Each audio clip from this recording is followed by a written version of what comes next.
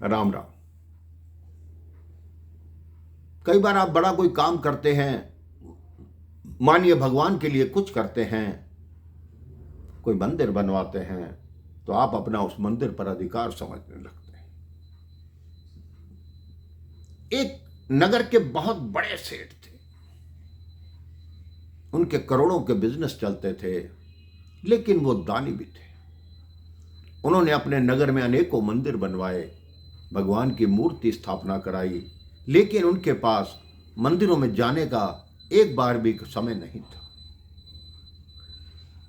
बस वो ये चाहते थे मेरे नाम के पत्थर लगे रहें, मेरे को मंदिर जाने की आवश्यकता नहीं। वो सोचते थे कि मैंने ही शायद भगवान पर कुछ एहसान किया है कि उनके मंदिर बना दिए। कुछ वर्षों बाद उस व्यक्ति को व्यापार में बहुत घाटा हो गया। बैंक वालों की चिट्ठी उस व्यक्ति को आने लगी कि 1 सप्ताह के भीतर 100 करोड़ रुपया जमा कराइए, अन्यथा आपके बिजनेस को नीलाम कर दिया जाएगा। अब वो व्यक्ति परेशान होने लगा। जब व्यक्ति हर तरफ से परेशान होता है, तभी उसे भगवान की याद आती है। उसने सोचा मेरी बात तो भगवान अवश्य सुनेंगे, मंदिर ही मैंने बनवाया।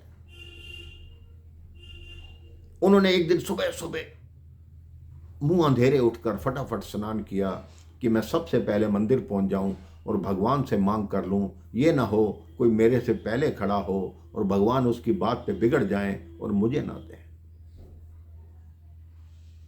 वो सेठ जी मंदिर में पहुंचे तो आश्चर्यचकित रह गए। उनसे आगे एक गरीब व्यक्ति खड़ा था, हाथ जोड़कर। तो राजा ने, उस सेठ ने सोचा कि ये मेरे से पहले कैसे पहुंच गया। मंदिर का कपाट खुला, वो व्यक्ति भागा भागा गया कि हे भगवान, मुझे केवल 100 रुपये दे दो, मेरी पत्नी की तबीयत खराब है, उसकी दवा लानी है, 100 रुपये दे दो, 100 रुपये दे दो, 100 रुपये दे दो। पीछे खड़े सेठ जी सोच रहे हैं कि अपनी बातों से भगवान का मन खराब करेगा, ये क्यों 100 रुपये मांगे जा रहा है, मुझे इतने मांगने हैं, मेरे को नहीं देंगे भगवान। सेठ जी ने को गुस्सा आया, उन्होंने अपनी जेब से 100 का नोट निकाला और उस व्यक्ति को दिया कि ये लो और जाओ। वो व्यक्ति धन्यवाद करता हुआ कि हे भगवान, आपने सुबह सुबह ही मेरे 100 रुपये का प्रबंध कर दिया, मैं आपका धन्यवाद करता हूं।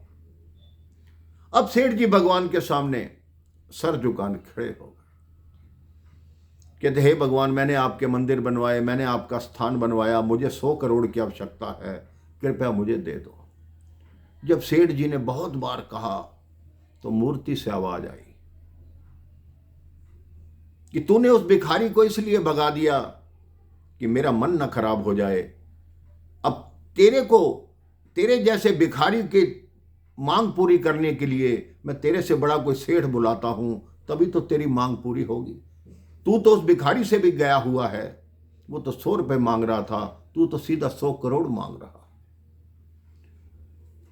तूने उस भिखारी को इसलिए भगाया कि तेरी मांग पूरी हो, लेकिन तू फिक्र मत कर, अपने मन से इस अहंकार को निकाल दे, अपने मन से ये बात निकाल दे कि मैंने ये मंदिर बनवाए हैं, मैं ये दान करता हूं। जिस दिन तेरे मन से अहंकार की भावना समाप्त हो जाएगी, 100 करोड़ तो क्या, 1000 करोड़ भी तुझे मिलेंगे।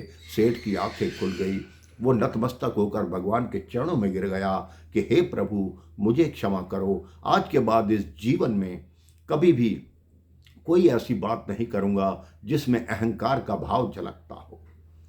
1 सप्ताह के भीतर उसके जो शेयर थे वो चढ़ गए, उसको 100 करोड़ की जगह 200 करोड़ का लाभ हो गया। वो भगवान को छत छत नमन करता रहा।